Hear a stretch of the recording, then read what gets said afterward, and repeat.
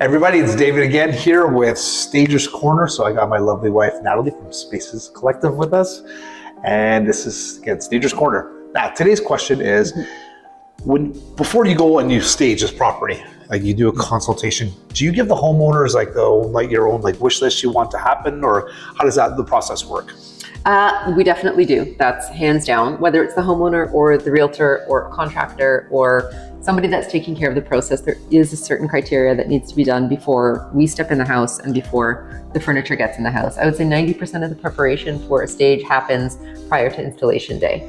That comes in terms of cleaning, decluttering, painting, preparing each room, moving around furniture, that sort of thing. So there's a preparation process, and each client gets a checklist and constant communication to make sure that the property is prepared as we would like it in order to ensure a smooth installation. Yeah, it's a huge part of even my listing presentation. When I bring Natalie through, because she's been through so many homes. When it comes for me listing, I like her to come in and have a clean set of eyes and just say, hey, this is what we've seen before. This will sell your property a little bit faster.